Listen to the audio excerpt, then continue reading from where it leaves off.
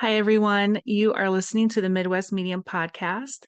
My name is June Hessler. Thank you for joining me and welcome back. Some of you are watching on YouTube, and as you can see, my lighting is really, really bright, and that is because I'm sitting in front of the window, and my window faces east, and it's morning time, so it's super bright.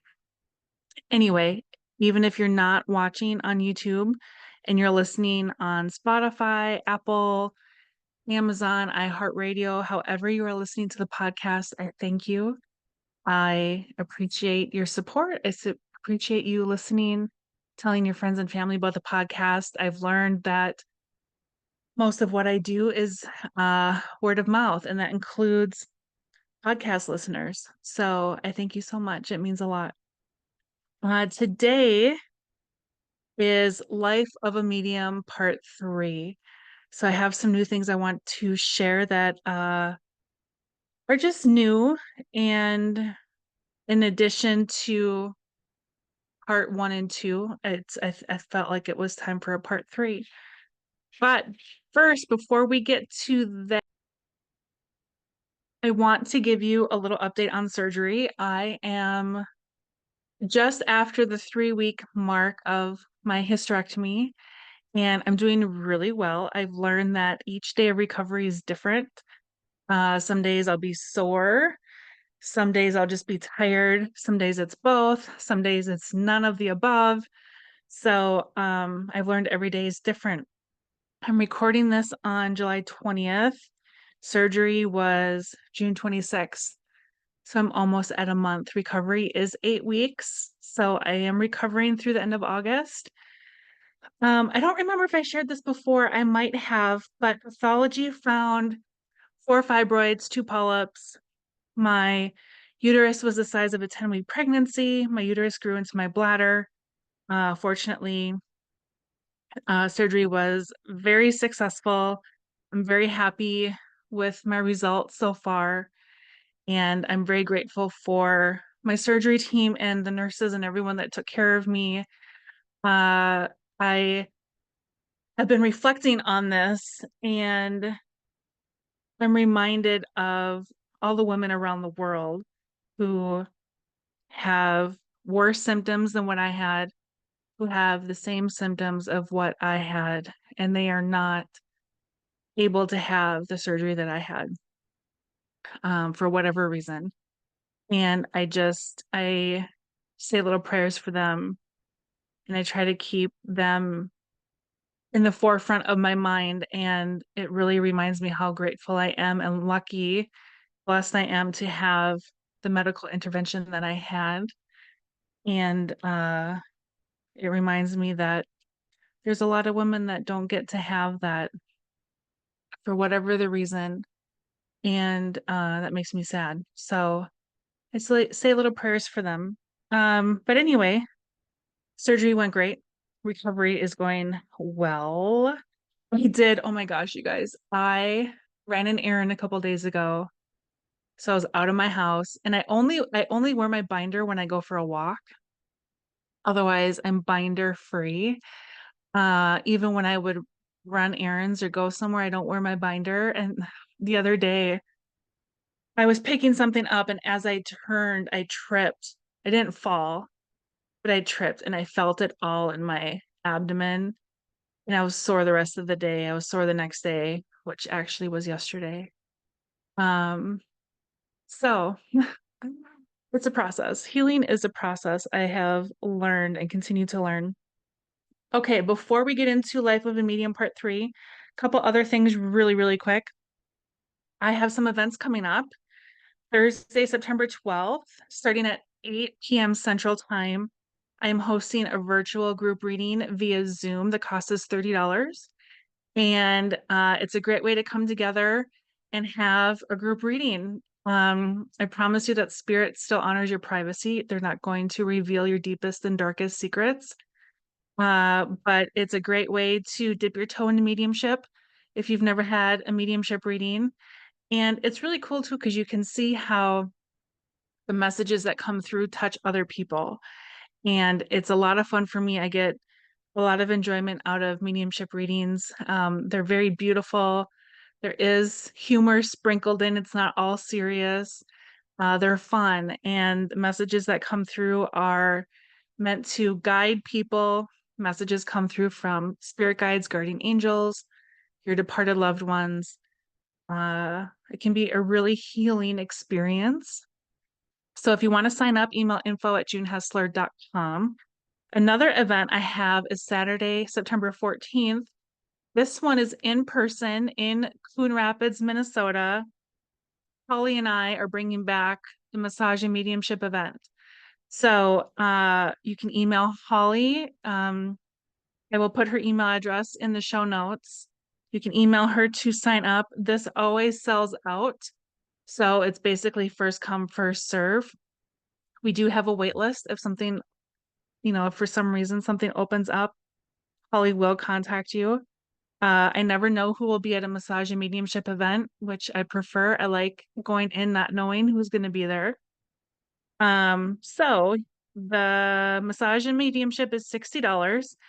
And as always, any group readings that I do, I donate 50% of my profits to charity.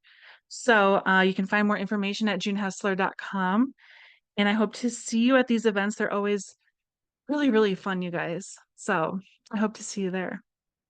Oh my gosh, this lighting. If you're watching on YouTube, I look like a ghost. I'm not even kidding. I'm so white because it's so bright here in front of this window. And I do have the shade down, and it's still super bright. Anyway, okay, one more thing I want to share. I'm pretty sure I shared this on my social media, but I want to share it here also. Is my spiritual teacher, Oracle Maureen, went to Lourdes, France back in June. And one of the things that she did during her trip was she visited Mother Mary's Grotto. And it's considered a holy site. If you've never heard of it, you can look it up. Lourdes, France. And her experience there, I can't even justify how she explained it. You can find it on her YouTube channel. She shares it there. But she brought all of her students home a rosary. And because I am one of her students, I was gifted a rosary that I want to show you. And the really cool thing, you guys, so if you're on YouTube, you can see it. The really cool thing too is this rosary is blessed. So it is the rosary I now use when I pray the rosary.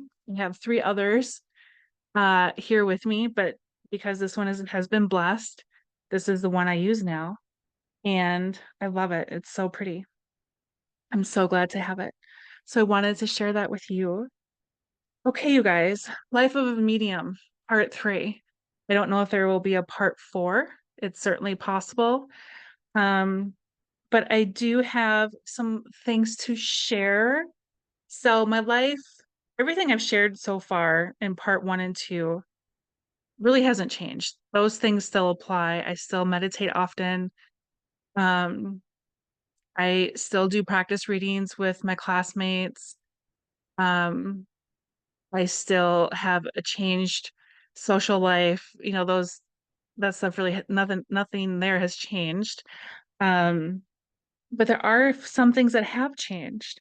So, and I see this as things that have changed for the better. And the reason I say that is because I have so much more peace in my life than I did even just 6 months ago or a year ago or definitely more than 5 years ago.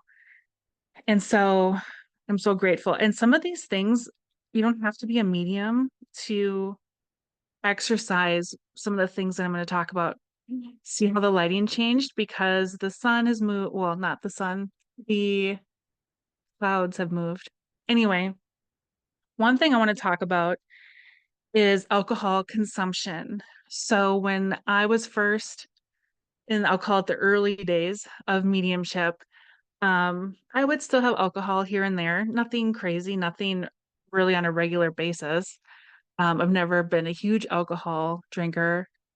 Um, but it was definitely something that was part of like life, I mean, what do you do on the weekends? You have a couple drinks. What do you do after a hard day? You have a couple drinks. What do you do when you go out with your friends for dinner? You have a drink. So I don't really drink anymore, you guys. Like alcohol is not even something I crave. It's not something I think about. It's changed.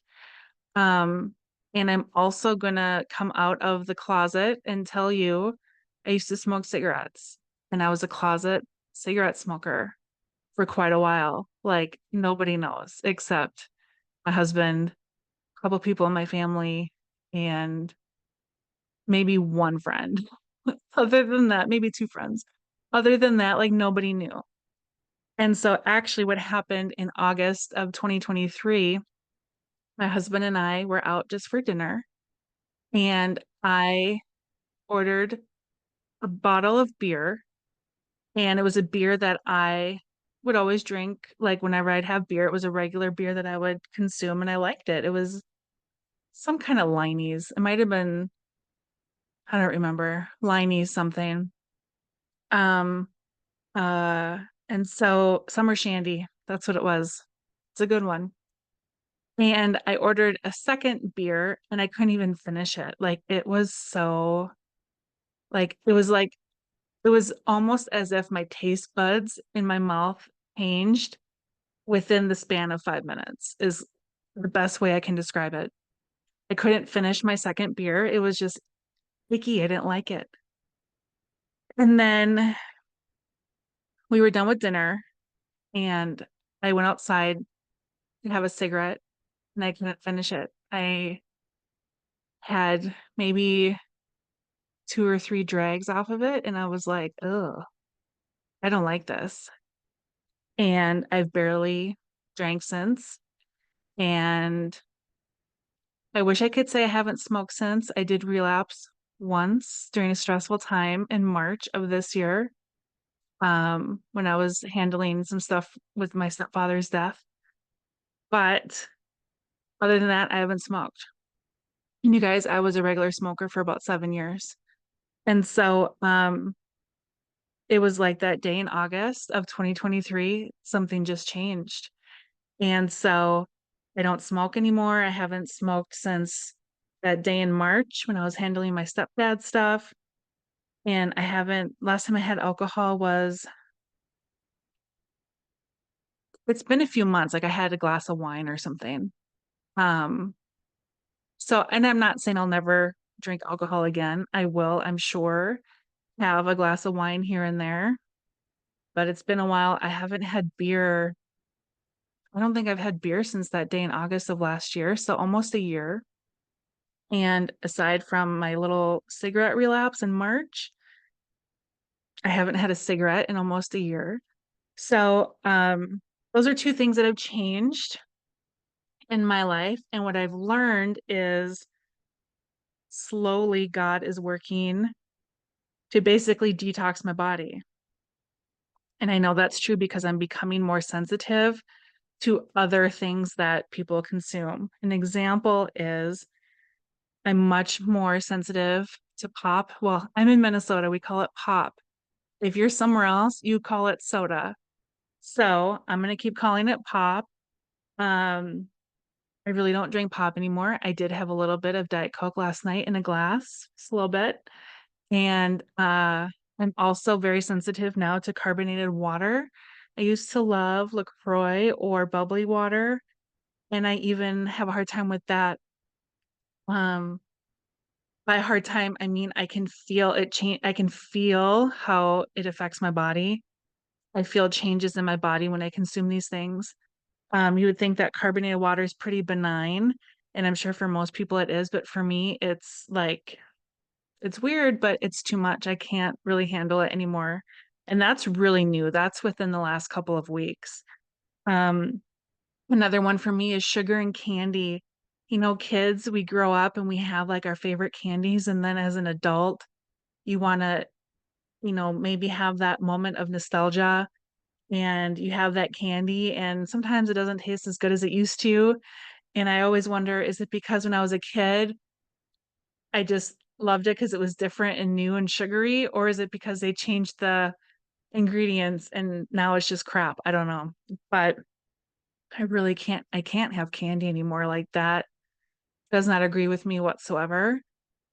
So these are just examples of how I've noticed my body becoming more sensitive. And so I've really had to cut these things out. Um, and I find that it's interesting. I mean, it's one of I've learned that it's one of God's ways of trying to make our bodies more pure so that as a medium, I can hopefully the goal always is to be the best medium possible and to channel messages at the most high possible degree of quality.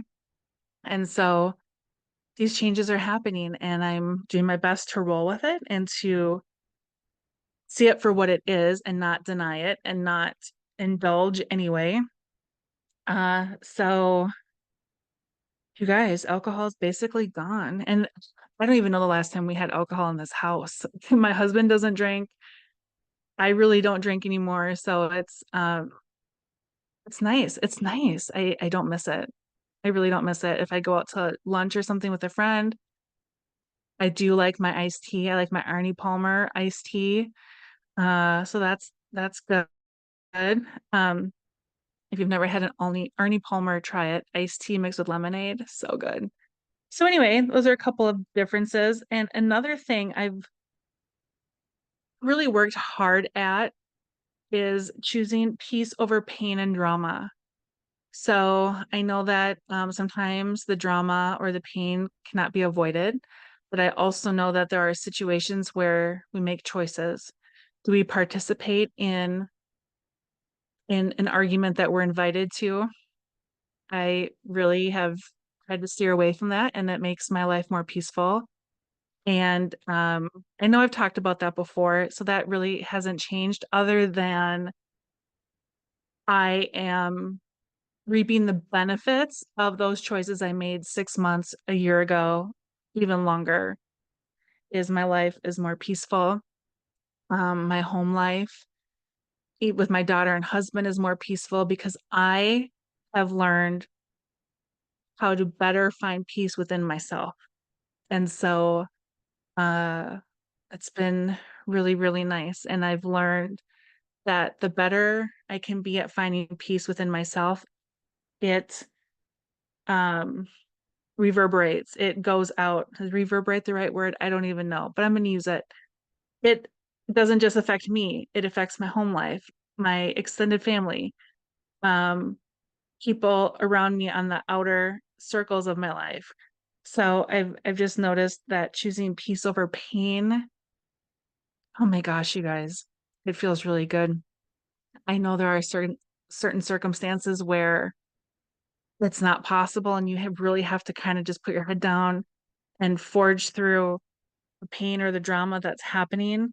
But I also know that there's a way to do it while still maintaining peace within yourself. So I don't know that I could ever teach a master class on it. I think a lot of it is being good at knowing who you are on the inside, knowing what your intentions are, and doing your best to carry those out. It's hard. I know it's not easy. It's something I've worked on for many, many years, even before I knew I was a medium. So, but now I really truly feel I'm reaping the benefits of that. So I know it's possible. I hope that makes sense. Uh, more recently, I have, and when I say more recently, I'm talking probably the last 6 months, I have been more consciously aware of surrendering my will to God's will. So you've heard me before talk about surrendering my ego, my expectations. I still do those things. It is still a constant, everyday, I don't want to say struggle. I don't think that's the right word, but it's an everyday conscious effort. And on top of that, I add surrendering my will. And I ask God to help me identify, help me discern His will in my life in each moment of every day. Sometimes I succeed in that. Sometimes I fail in that. And it's something I'm constantly trying to uh, succeed at, something I want to master. Master is the word I want to use. I want to master surrendering my will, my expectations, and my ego. That I'm sure will be a lifelong pursuit. And it's still what I'm doing. I know that it's possible. I also know that it can be difficult, especially in moments of drama or anger or being upset about something, or you're put in a difficult, compromising situation, whatever it is. I do ask God every single day to please help me identify your will in every moment of every day of my life. And then on top of it, give me the bravery and courage to do what you want, not what I want. It's hard, but it's possible. So I'm working on that. What else do I have for you guys? I wanted to mention I'm still doing the meditations, like I said before. Oh, by the way, I still am in Bible study. I've been in Bible study, I think it's been 2 years now. I'm still reading the Bible. I actually was reading some this morning. I'm in Hebrews. I'm still in New Testament. I'm almost done with New Testament. It's taken a long time to read New Testament. The reason why, for me, it's taken a long time is one, the Bible is difficult to understand. I'm not going to say it's easy. Two, I only read like 2 or maybe 3 pages at a time because it is so full of information. It is difficult to understand. And it's not like I read a page and I read the footnotes and I move on. It's I read a page, I read the footnotes, and I'm like, sometimes I have to reread a few things. Sometimes I have to sit and contemplate, okay, what does this actually mean? How do I understand it? Am I understanding it correctly in the way that it was intended? The Bible's difficult to read, but I found that it's worth it. It's worth the time. It's worth the effort. It's worth the challenge. If you want a challenge of a read, if you're a reader and you want to read something challenging, read the Bible. Uh, but it's rewarding and you'll learn a lot. So I'm almost done with uh the New Testament. I have read Revelations. I need to reread that. That's heavy. And then I'm going to read the Old Testament, which I have not read yet. I know bits and pieces, just from church and from Bible study class, but I still need to read it for myself. So I am looking forward to it. I'm just not there yet. My goal is to be there. What is it? We're almost in August. Oh, my goal is to be in Old Testament by, let's say, Halloween. So I know it's doable. I just need to keep myself committed to that goal. A couple other things I want to talk about in this part 3 of Life of a Medium is I get questions from people, really people I don't think I've ever met truly, uh, about services that I offer. So I still do not have my own office space. I really truly hope to have my own office space at some point in the future so that I can have people come into my office and meet with more people in person, so that I can host my own group readings in my own space. I want to be able to do that. That is my goal as far as the business side of everything, because I want to serve more people. I want to reach as many people as possible. And the podcast has definitely helped with that also. Um, where was I going with that? Oh, so some questions that I get are uh there's the assumption, and I had the same assumption too way back when, that an in-person reading has higher quality than a reading over Zoom or over the phone or something remote. And I've learned that's not true. It's the same quality of a reading. When I read for somebody in person or a group in person, there is no difference for me as the medium of like better, I'm going to put it in quotes, better quality information coming through than when I read for somebody over Zoom. It's the same. It's what you've earned. It's what your loved ones on the other side have earned. Uh, if something's going to come through, it's going to come through whether we're talking over Zoom or whether we're talking face to face in person. So I just wanted to make sure I clarify that. Um, Also, currently I am only available in evenings and on Saturdays. That's just how my schedule, my life is organized right now. So I wish I could be more available to people during the weekday daytime hours. I'm just much less available during that time because I still have a full-time job. So mediumship is what I do on the side. The podcast is what I do on the side. It's where my passion lies. It's what I love. It's um very enjoyable for me. And I hope that one day maybe I'll be able to do it full time, but right now that's not happening. Um, but that is the ultimate goal. So I promise that whenever I do have my own office space, I promise you will be the first to know. It is definitely something I hope to achieve one day. So if you're thinking of having a reading, whether it's with me or somebody else, obviously make sure they're qualified. You've heard me talk about that before. Um, but don't let the remote reading, whether it's over the phone or Zoom or Skype, whatever it is, don't let that scare you. Don't let that be a deterrent.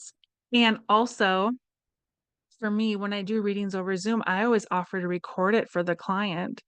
So you can decline that. You don't have to have it recorded if you don't want to, but it is cool to have the recordings. I have recordings from when I first was meeting with Oracle Marine all those years ago in Woodbury, Minnesota. I think I started seeing her in 2011.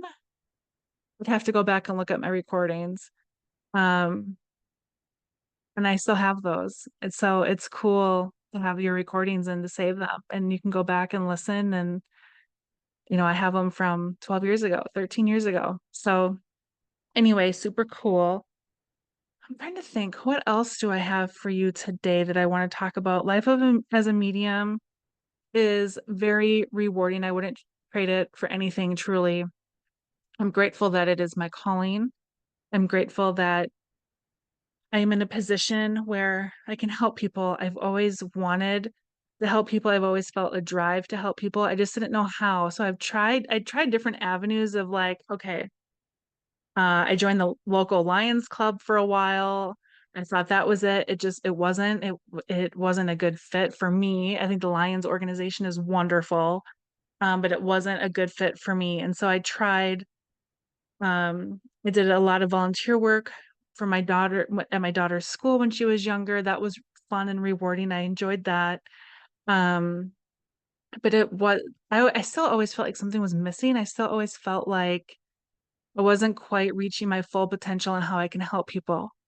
And now that I'm doing mediumship, I don't feel like anything's missing. Like I know this is it. And I don't feel that void anymore like I used to feel. So I'm very grateful for that. And being a medium is very rewarding work. And so living the life of a medium, it's a little different.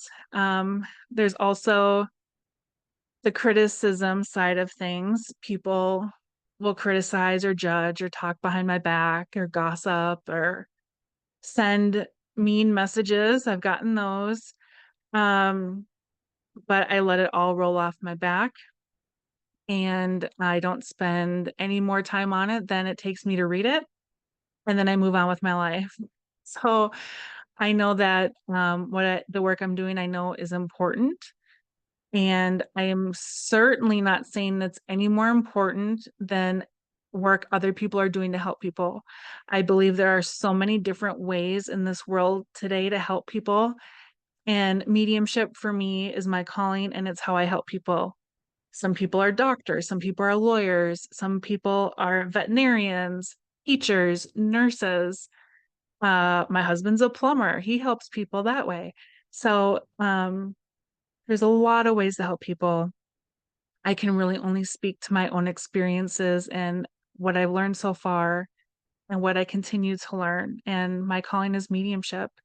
So it's very rewarding. And also, I want to mention too, um, I think since I recorded part two, which was a while ago, gosh, was that like a year ago maybe? It's been a while. Um, I have added some services that I offer. I also, in addition to mediumship, I offer animal communication. It can be with a living animal, a living pet, and you want insight on what's going on. Maybe you're worried about their health. Maybe you're worried about um, an injury or something like that. Maybe you need validation from what the vet already told you, that kind of thing. So I offer that with pet readings, and in addition to pet readings, it's not just living pets. I'm allowed to also do pet mediumship, which can be very, very beautiful. I've done pet mediumship readings, and it's so cool because I just see a bunch of animals and they're so sweet and fun, and unique validations come through with that also, just like if we're doing a mediumship reading with humans and people. Um, Another service I offer is laying on of hands healing. I do not charge for that. I learned it from Echo Bodine, who is a very highly evolved laying on hands healer, and she is the one I learned it from.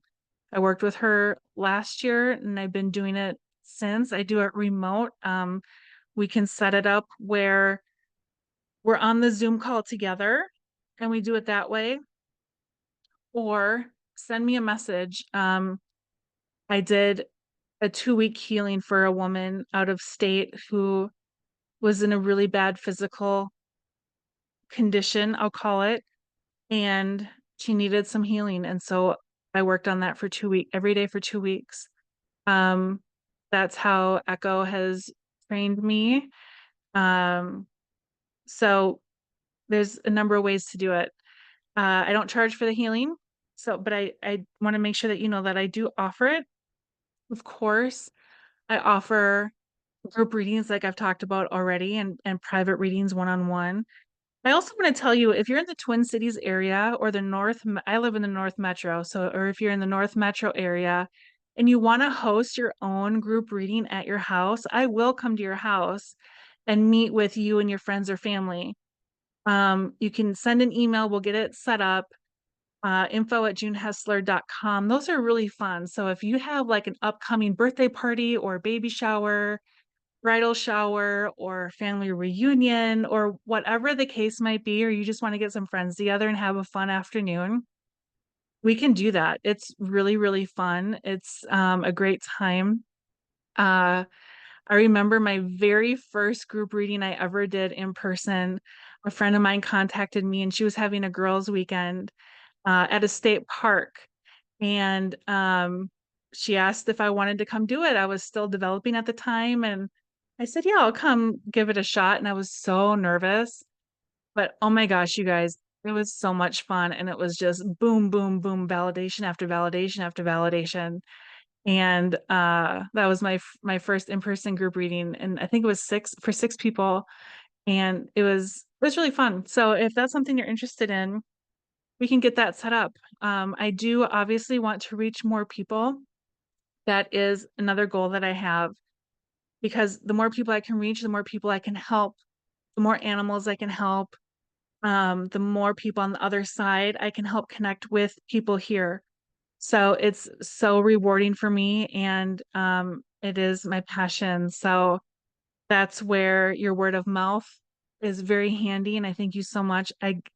I get messages from people all the time that want to set up readings, and they were referred by so and so.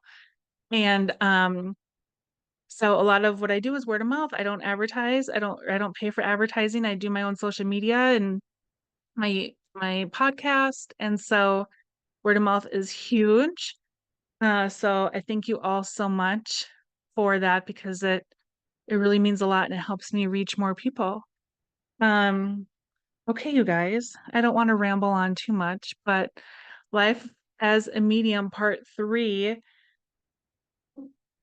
sum up, it's very rewarding work. And I'm so honored that people trust me to do it, that God trusts me to do it.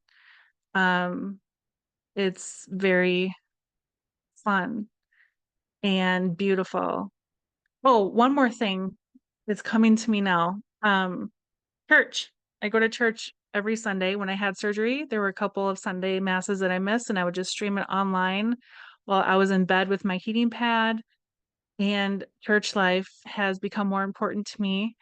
Um, as you know, I became Catholic in March of this year. I went through the OCIA program, which I'm so grateful for, you guys. If you're considering the OCIA program and wanting to become Catholic, I really highly recommend it. I had such a beautiful, lovely experience with the program that I was in, and I met really, really great people.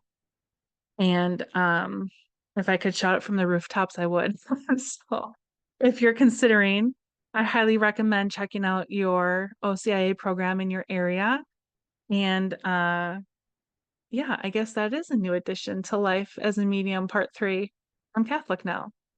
So anyway, thank you all for listening. If you're watching on YouTube, thank you so much for watching on YouTube. If you want to watch on YouTube, you can subscribe at June Hessler. There's kind of a mix between the podcast and then like my spiritual work. I still kind of have them blended. They're not totally separate entities. Um, so you can find the podcast on YouTube at June Hessler. You can find the podcast on Facebook at the Midwest Medium Podcast. That does have its own Facebook page. It also has its own Instagram page. And then my spiritual work, I have my own Facebook page, June Hessler Medium, and my own Instagram page, which is at June Hessler. So kind of a lot of different names. I thought it was best to separate a little bit more podcast from my spiritual work, and so I've done that.